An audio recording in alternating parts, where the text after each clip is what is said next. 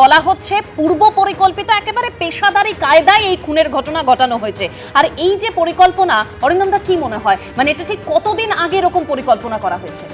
দেখুন, প্রথম কথা, আপনারা যে আজকে চন্দ্রনাথ রথ সম্পর্কে বললেন, সবই বললেন, কিন্তু ছেলেটি রামকৃষ্ণ মিশনের স্টুডেন্ট, একটা আদর্শ নিয়েছে, আজকে বড় হয়েছে। আমি আপনাদেরকে প্রথমেই বলে দিই, this is nothing but organised pre planned wise murder.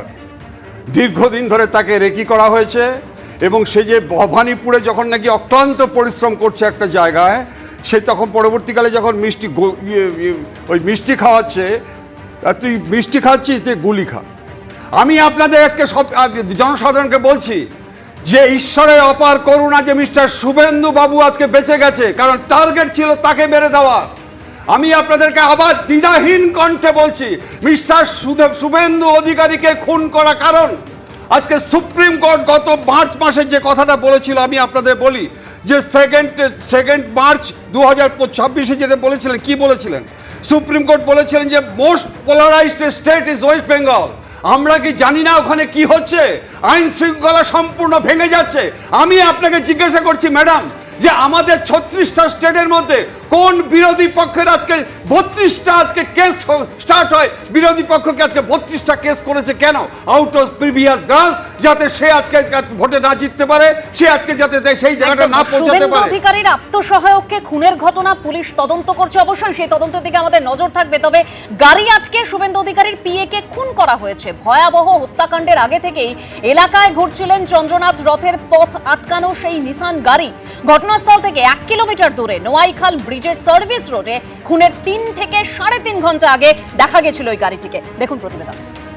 Madhyamgram Doharia থেকে 1 কিলোমিটার আগে একটি ব্রিজ রয়েছে, যেটির নাম হচ্ছে এই নোয়াইখালী ব্রিজ।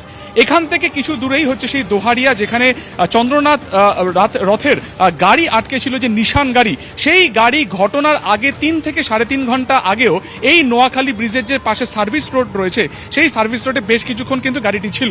এবং পুলিশ সূত্রে জানা যাচ্ছে যে রাস্তার সিসিটিভি ফুটেজ অনুসারে ঘটনার বেশ এই 3 থেকে 3.5 ঘন্টা আগে গাড়িটি শুধুমাত্র এখানে ছিল না, এর আশপাশে বিভিন্ন জায়গায় সেই গাড়িটি কিন্তু ঘুরে বেড়াচ্ছিল। পুলিশ সূত্রে যেটা জানা যাচ্ছে যে তারা মূলত বা সেই গাড়িতেই যে আততায়ীরা ছিল, তারা কিন্তু চন্দ্রনাথের গাড়ির আসার অপেক্ষা করছিল।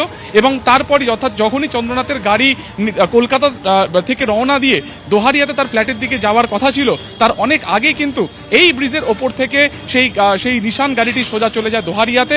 এবং তার যে অ্যাপার্টমেন্ট রয়েছে, সেই অ্যাপার্টমেন্টের আগে কোথাও সেই গাড়িটি কিন্তু ঘাপটি মেরেছিল। পরবর্তী সময় যখন চন্দ্রনাথ রথের গাড়ি সেই দোহারিয়াতে শৈলেশনগরের সেই যে গলি রয়েছে, সেই গলিতে প্রবেশ করে, তখনই কিন্তু সেই নিশান গাড়িটি ঠিক চন্দ্রনাথ রথের গাড়ির আগে গিয়ে একদম সেটাকে ঢেকে দাঁড়ায়। এবং তারপরে কিন্তু সেই গাড়ি থেকে নেমে আততায়ীরা একের পর এক গুলি করে। ফলত এই মুহূর্তে এই যে নোয়াইখালী ব্রিজের আশপাশে যে সমস্ত সিসিটিভি ফুটেজ রয়েছে, সেই ফুটেজ চেক করা হচ্ছে যে গাড়িতে কতজন ছিল, গাড়িটি কতক্ষণ ব্রিজে দাঁড়িয়েছিল এবং এখান থেকে কোন কোন ডিরেকশনে গাড়িটি ঘুরেছিল ঘটনার আগের মুহূর্তগুলোতে। ক্যামেরা প্রীতম চক্রবর্তীর সঙ্গে সুকান্ত মুখোপাধ্যায়, এবিপি আনন্দ, মধ্যমগ্রাম। এবিপি আনন্দ, এগিয়ে থাকে, এগিয়ে রাখে।